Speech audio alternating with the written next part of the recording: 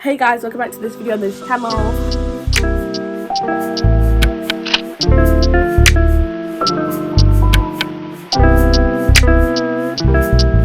So I'm here to film my August wrap up. I know it's so late, but it just has to happen. I mean, if I don't do it now, when will I do it?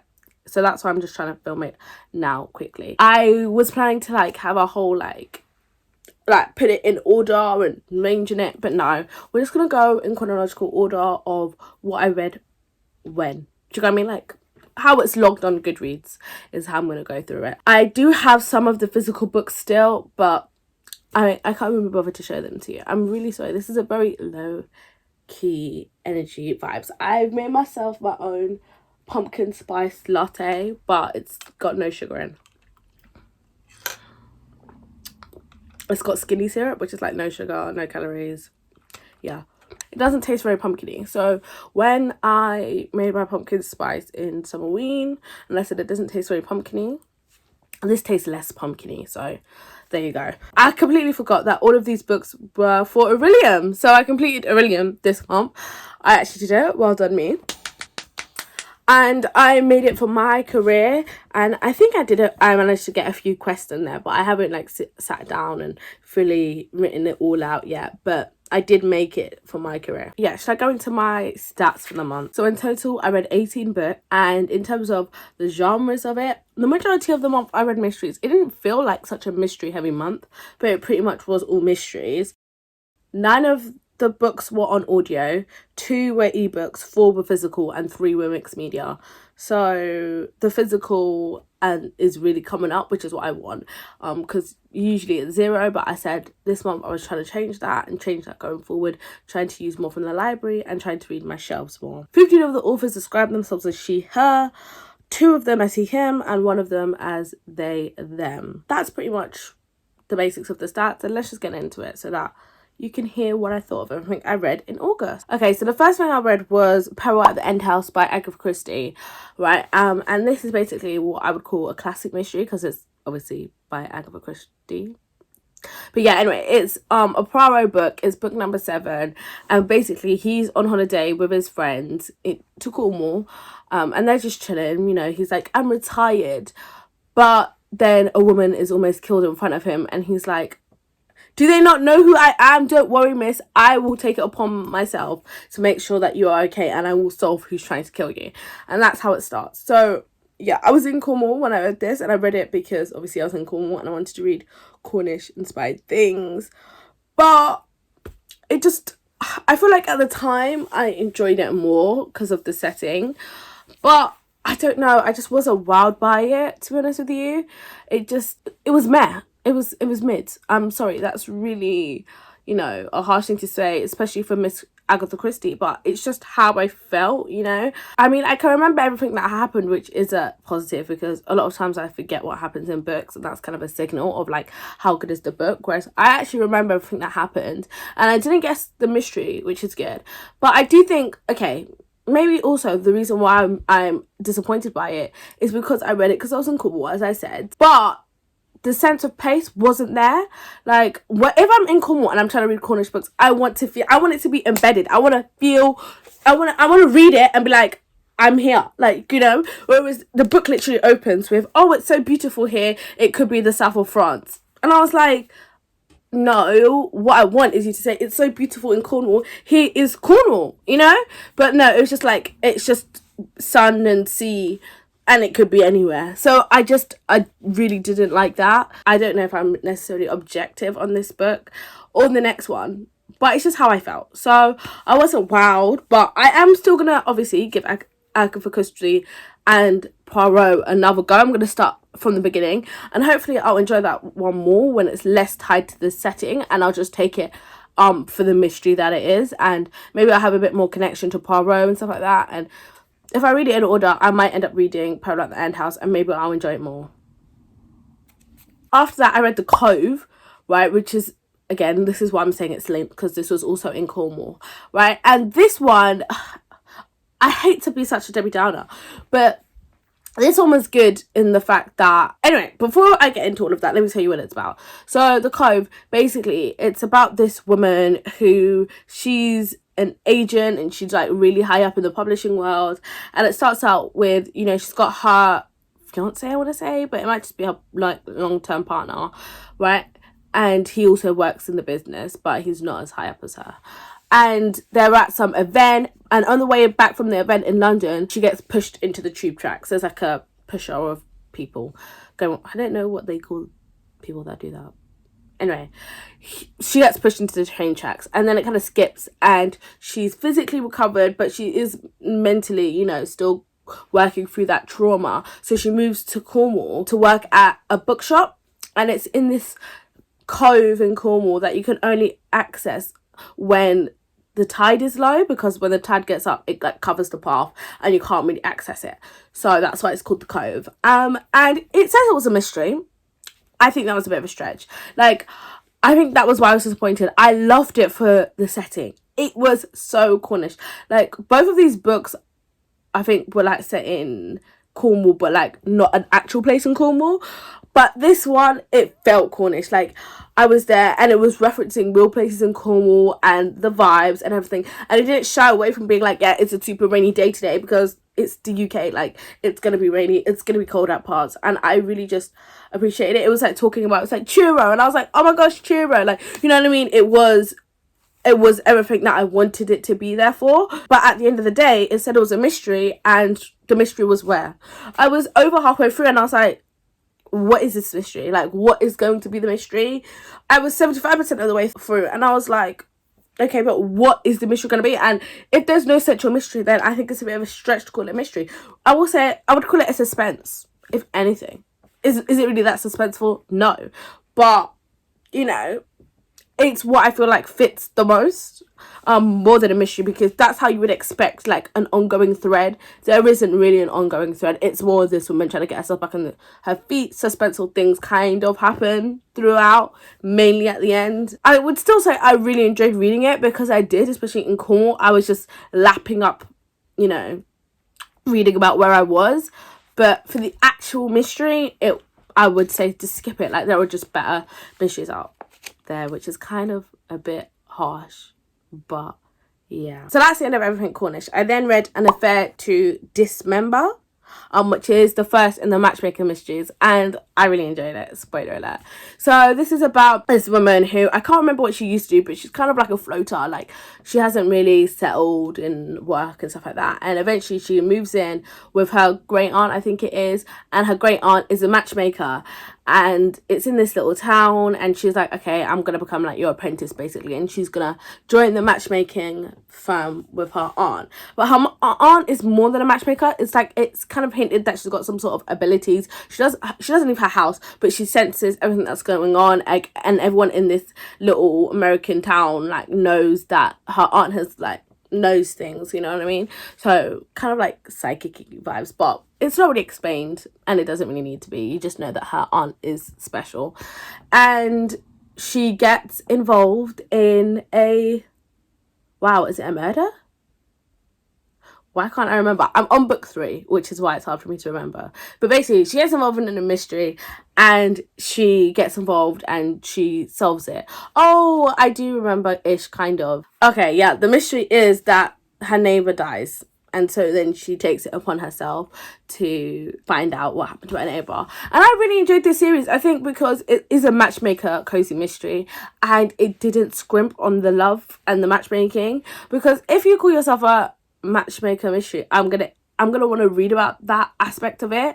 And actually did, like, she was throughout the book, she was trying to matchmake people. She had her own love things going on, as well as the mystery. I feel like they were very well balanced. You know, she didn't drop the ball on either of those topics. So I really enjoyed it. I listened to the audiobook. It was really enjoyable. I would recommend it. You know, I also think it was quite fun and light, and it didn't take itself seriously as well. It was just like a good time, and I really enjoyed it, and I think it was exactly what I needed, coming off of the back of 2 mysteries that were meant to be really good, but I just didn't really connect with. I think I read the second one in this month as well, so I might as well just talk about the two together. That's how much I enjoyed it. A couple days later, like a week later, I picked up the second one. Anyway, I'm not going to tell you the premise of the second one, but just know that the second one has a really good premise and I really enjoyed it. And it was just more of the same. It didn't suffer from that second book in a series. Is it really that good? No, it was really that good. I really enjoyed it. As I said, the matchmaking and the cozy mystery,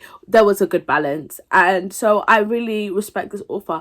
I hadn't heard anyone talk about it, but really and truthfully, I think they should. I think it's on that cozy end of what do you call it? It's more like Finley Donovan end of cozy mysteries. Not that that's a cozy mystery, but like kind of a fun cozy mystery as opposed to a more serious amateur sleuth. You know, just go into it knowing what you want. If you want a more serious mystery, then this isn't the series for you. Talking about a more serious mystery, I read The Ghost of Christmas Past, which is book 17 in the Molly Murphy series.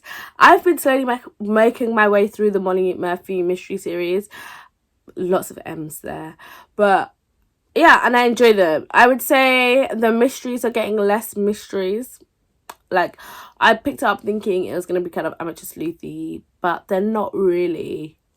It's not really that much sleuthing at this point. But basically, I'll tell you the premise of the first one. So, Molly Murphy is a woman who lives in small town Ireland, and for some reason or another, she has to make her way to America, and there's a mystery. So, that's the premise of the first one. I can't really give you much more details. As I said, I'm on book 17. That was a while ago. The story has changed a lot. I can't give you the premise of this one, but yeah, I will say that I'm not like wowed by this series anymore. It's just quite comforting for me though. Like, I just put it on and I'm listening as I'm doing other things, or even just listening to this, and it's nice to return to this world because my library had them all on audiobook, so I literally just listened to them all on audio. And yeah, as I said, I'm not super jumping off the walls to talk about it, but I enjoy listening to them as sort of a comfort read. This was The Ghost of Christmas Past. It was set around Christmas. I will say that there is quite good representation because this is historical mystery. I don't know if I said that. It's set in the past. This is not now. I don't know when exactly it's set, but it's set in, I want to say something around, do I want to put a time figure? I don't want to put a time on it because I don't know what era it was set in, but considering that it's got like LGBTQ representation in it, it goes a lot into like mental health in the later books, racial representation, but you know, it is what it is. So last month I read A Mistress of the Art of Death, and again, as you can see, if I like a book, I will immediately kind of get into that mood and try and read the next one. So I read the second one, which is The Death Maze. So if you didn't see my last month's wrap up, this is basically set in the Middle Ages, where it follows a woman who is, they call her knowledgeable in the art of death. So she's a doctor who kind of specializes in, you know, like dissections and stuff like that, kind of like what we would call a modern day forensic pathologist, or I don't know, someone who performs autopsies and stuff like that. That's what we would call her nowadays. But this is set in the Middle Ages it's in England, but she is a woman and she was trained in Italy, where that doesn't really matter as much. They don't really, you know, they're a lot more liberal in Italy at this time. So that's how she's got her training. But then in the first one, there's a whole bunch of murders in a town. I think it's near Cambridge or Oxford, I can't remember, but yeah, there's a whole bunch of murders, and the local community are blaming the Jews in the area. So the King of England, Henry II, I believe, the one who killed Thomas Becket, he's like, I need some help. I need someone to come over and help. And so she comes over and she solves the mystery. But obviously, because it's the Middle Ages and now she's come over to England where they don't have the same liberal views, she has to kind of like hide the fact that she's the doctor. And so she has a companion who he pretends that he's the doctor. It's a really good series. I really enjoyed it. It has really sparked my interest in the Middle Ages as a time period because it's just really good in setting. I don't know, the second one, I enjoyed it. I didn't enjoy it as much as the first one, but I think that was just because of my expectations. I think I expected it to follow one pretty soon after the ending of the first one, but warning, there's a time jump. It doesn't follow straight on. It doesn't follow too long after, but things have changed from all of the characters. They're not where they're at when the last book ended. So yeah, but I still really enjoyed it. It was still really good. I can't really talk on how well it represents the Middle Ages, but it does feel very well researched, and the sense of place, like, I feel like it just feels very Middle Agey. I don't know how to say it. I keep calling it Middle Agey, but it might be medieval era. I find it very difficult. I don't know if it's the Middle Ages or the medieval era, or if it's both, because I kind of think it's both. But anyway, around the 13th century is when it's set, and it's really good. It's a really good mystery series, and I haven't heard a lot of people talking about it. But as I said, whereas the Matchmaker mysteries is kind of like fun and light, this isn't. As I said, it's in that kind of era where life, I guess, isn't that fun and cozy, and you know what I mean? It's more of a heavier mystery. It's not, you know, it's still amateur sleuth mystery, but the tone is different, I would say. But yeah, I really enjoyed it, and I really enjoyed this series. I didn't read the next one yet. I need to read the third one, but as I said, I'm just giving myself some time, because now I know that there's time jumps in between books. I can just give myself some time until I want to read the third one. After reading kind of, you know, a heavier book, I read Under One Roof by Ali Hazelwood, which is part of her novellas. And what would I say? It was very on the nose. Okay, it's called the Steminist Novellas, and it is what it says it is. So this one, I don't even know if you can really give a premise for these books because they're so small, but basically it's about this woman who her mentor dies, but she left half of the house to her and half of her house to her nephew, and neither of them want to give up the house or sell the house, so they both have to move in together. And it's kind of like enemies to lovers. But do you know what? I feel like we need to come up with a new word, because is it really enemies or is it miscommunication? Is it enemies or is it I just don't know you and we had a bad first encounter?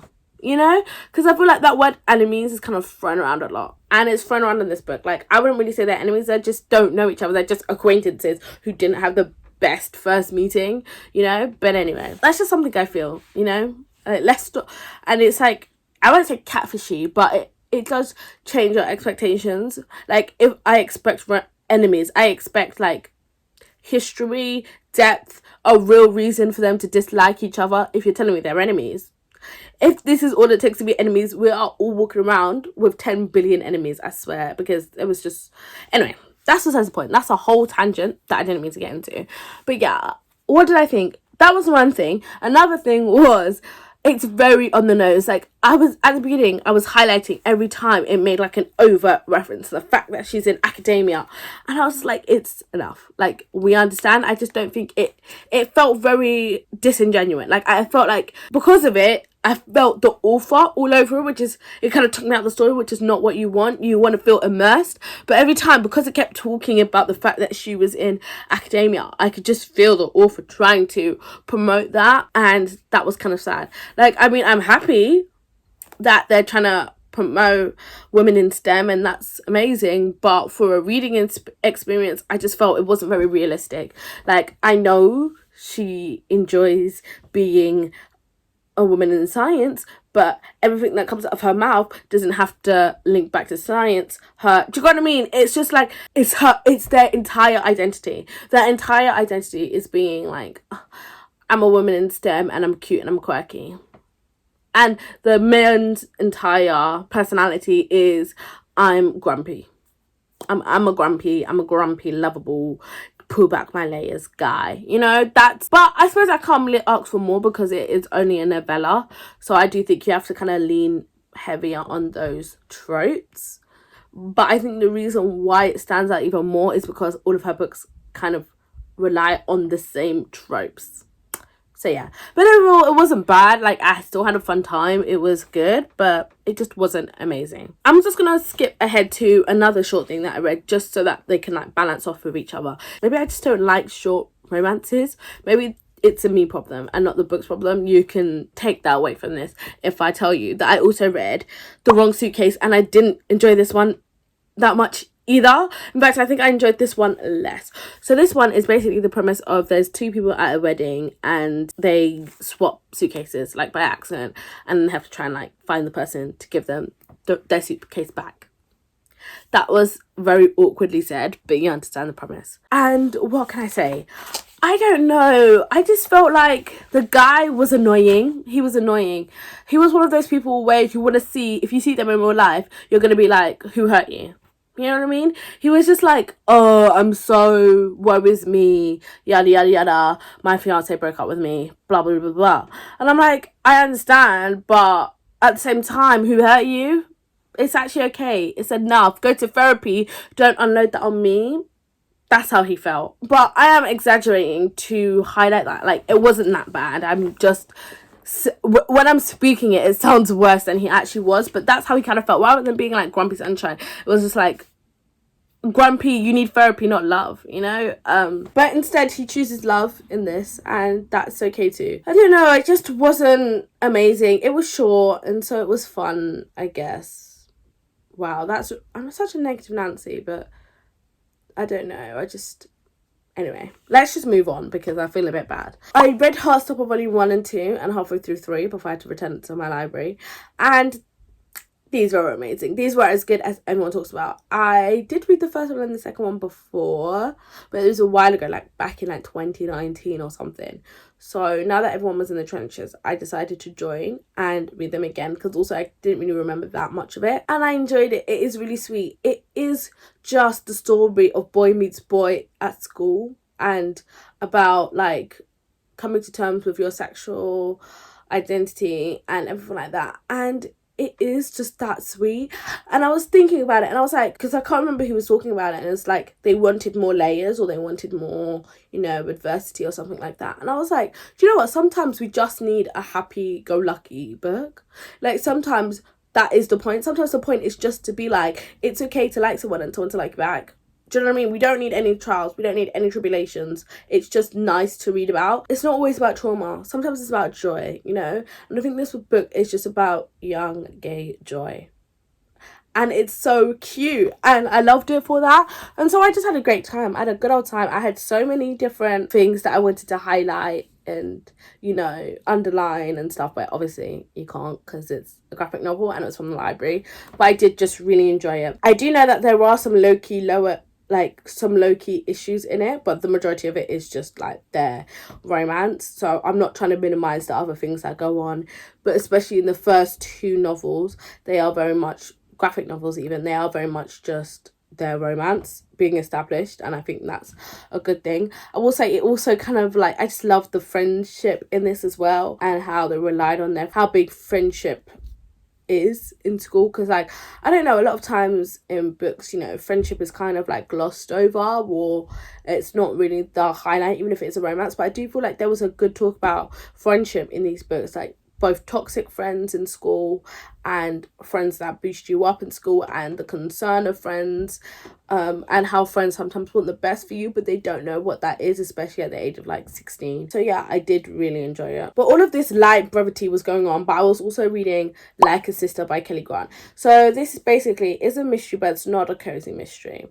Okay, she has written cozy mysteries before, which I've read. I read Hollywood Homicide by her before, and I enjoyed it, and I enjoyed this one too. But basically, the premise of this is that, imagine there's this fictional hip-hop R&B guy, right? And he used to be part of a group, but they split up ages ago, and he has two daughters, and one of the daughter dies, and this book follows the other sister having to find out like what happened to her sister, because they were estranged, and she doesn't really know what was going on in her sister's life. And her sister is more of a socialite, she's more like in the public eye, whereas she is more, I don't want to say recluse, but she's out of the public eye, and she has nothing to do with her father. And so it's a mix about family relationships, it's about social media, it's about I want to say Hollywood, but like not just Hollywood, chosen family, incompetent police. I did enjoy it. The tone was very different, because I know a lot of people know that she used to write cozy mysteries, but I don't think a lot of people would have read both of them, or the people I've seen talking about on YouTube, let me just say that. And I will say it's kind of interesting to see how much of an impact tone has on a book, because as I said, her cozy mystery, Hollywood Homicide, is a cozy mystery set in like Hollywood as well, and this and in that kind of world, the subplots are very different, and so it creates two completely different books. I'm really glad to see this author have this book come out and it to be widely received and lots of people talk about it, because sometimes I do feel like there is a lack of representation in mystery books. Well, there's a lack of representation in publishing anyway, but I feel like, I don't know, when there's a lot of like literary fiction by diverse authors, specifically Black authors, but there's not really that much in terms of like mysteries, which is like my favorite genre. So I'm really happy to see her like create this book, and I really enjoyed it. It was a very good book. The sun is starting to go down, and I don't want the sun to go down too much, so I'll try and speed up the rest. After that, I read, actually it wasn't after, it was kind of like alongside all of these. I was reading From Hollywood with Love, The Rise and Fall and Rise Again of the romantic comedy, and I really enjoyed this. So basically it's a non-fiction and it's just about rom-coms. That's it. That's all it's about, and I really enjoyed it. I will say that I haven't really watched a lot of rom-coms in my life. I know, shock horror, but I feel like your enjoyment will only increase if you have watched a lot of rom-coms. If you are a lover of rom-coms, then you will just love this book. Then this book is written for you. As a person who hasn't watched a lot of rom-coms, it was a bit, I didn't have that sentimental feelings attached to the movies that they were talking about, but I still enjoyed the book. So I'm saying like anyone can read this, but if you're a movie buff, then you'll enjoy this. If you're a rom-com buff, you'll enjoy this even more. But anyone can read it, Yeah, I didn't have that nostalgia, but it was still really interesting to read about the behind the scenes of a lot of things, and I just found it really interesting, like to see all the hoops and hurdles and the inner goings on of the Hollywood machine. It's just really interesting. It has made me want to go and watch like every single rom-com, and so I am eventually going to watch like every single rom-com. But yeah, it was just really good, and it talks about some of the most iconic rom-coms ever, what makes a rom-com, why the rom-coms kind of drifted off, and why we're now currently in this era of like Marvel everything and superhero everything. So yeah, it was actually really enjoyable, and it was totally very different to everything that I read in this month. Okay, these next books I read in the vlog that I made already, so I won't go into too much detail, but I read Being Seen, which is a non-fiction about deaf blindness and ableism, which was really amazing. I gave it 5 stars. Then I also read Die, which is a graphic novel, which I gave 1 star, not because it was bad, but because I just didn't understand it. It was just confusing. It was over my head. I was just flicking back and forth the pages, like, what's going on? But it's basically about like a fantasy RPG kind of thing. Weren't for me. And I also read You Made a Feel of Death with Your Beauty, which I ended up giving 5 stars, but it was a whole journey to 5 stars, and it was in the vlog. So yeah, that was those 3 books. But I also read another mystery. As I said, very mystery heavy month. I don't know what happened to me, but clearly it was what I was feeling, and so I just rolled with it. I read Beaches, Bungalows and Burglaries, which is the Campers and Criminals, I think it's called. Yeah, Camper and Criminals, and it's the first book in the series, which I kind of like wish it was like AAA rather than BBB for the first one in the series, because if you don't know the setup for the names of these series, it's like they're all 3-word titles and they all start with the same letter, so like alliteration, and I just kind of wish that it was alphabetical, but it's not. Anyway, that's the point. This book is about this woman who was married to this older wealthy guy, and he turns out that he was doing shady business, and so I don't know who comes in America, it's not the FBI, but the money people, I don't know. I'm really like not knowledgeable. But yeah, they kind of like seize all his assets and they take all the money away, and she's left broke. Like, she's got no money because he was cheating everyone out of their pensions and cheating everyone out of their money. He was doing fraud, okay? And so the only thing that's in her name is this old campground, and so now she has to like go and travel to this campground because that's the only place. She doesn't have a house, she doesn't have a car, she only has this camper and this campground. And when she gets there, she's trying to do up this campground, but also her ex, because she split up with him, her ex was died and found on this campground, so now she has to kind of like find out who killed her ex-husband. Like, she's like, I'm angry with him, but he's my ex-husband, and I want to know who murdered him. So that's that. I will say I did have quite a few problems with this. I can't really remember. Let me see. I think I might have written it down at the time. So here's what I said about it at the time. I said, the realism in here, gone.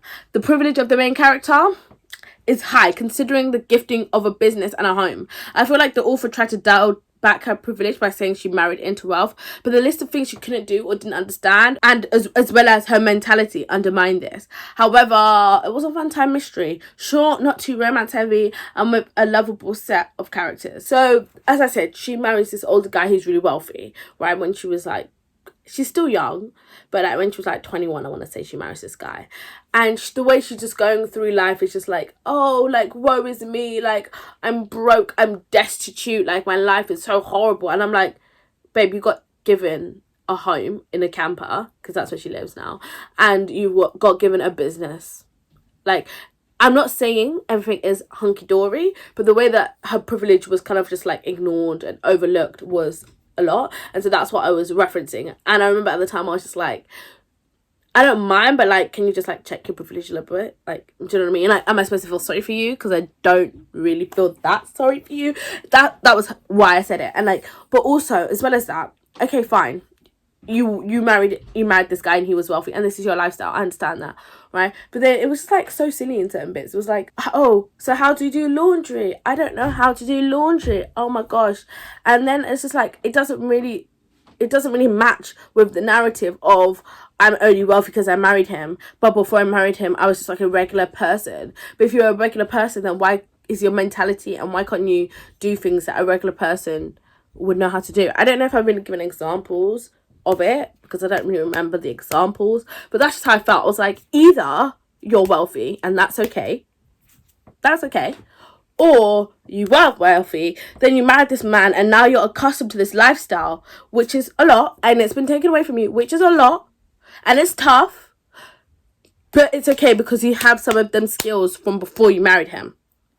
That's what I felt like it didn't really manage to line up properly. So that was my only issue at the beginning, but it kind of quickly got over that because she quickly just started solving the murder. So then I felt a bit better about it. So I think that the second one I'll enjoy more, or like the rest of the series I'll enjoy more, because there'll be less of this, oh, but how do I turn on my TV sort of vibe, you know? But anyway, I know that if you like Schitt's Creek, the TV show, I feel like you'll enjoy this as well, as a recommendation. Weirdly, I also kind of read a thriller, which is a new thriller that just came out recently. I don't know who I am, but I read One of the Girls by Lucy Clark. And this basically follows a hen party, and they've gone away to this Greek island for their hen do. And yeah, I don't really know how to describe it. It's a thriller. I'm not really well versed in this genre to tell you, but it's kind of, it follows the kind of same vibe as The Club by Ellery Lloyd. So if you know what The Club by Ellery Lloyd is like, then this is kind of like that, you know what I mean? It's kind of like suspensey, thrillery, but it's on this Greek island with this hen party, and they're meant to all be friends, but they're not really all friends, and then something happens, and then oh my gosh, what's happening, what's going on, things are like slowly finding out. What did I think? I enjoyed it. Let me see what I wrote again, because I feel like this is another one where my review will be good. I said, I'm not usually a fan of psychological thrillers, hence why it took me a week to read this book. That's kind of long for me. I enjoyed this a lot for a psychological thriller, but in terms of my regular reading, it was kind of meh for me. I liked that this revolves around female friendship in all its forms, toxic or not. The hen do setting really was what made me pick up this book, and it didn't disappoint. The hen party was the Greek island sense of place. It felt like it was on a Greek island. It wasn't just set anywhere, number one. Number two, the hen party, it did feel hen party vibes. And as I said, I do enjoy friendships. And that's why I picked it up.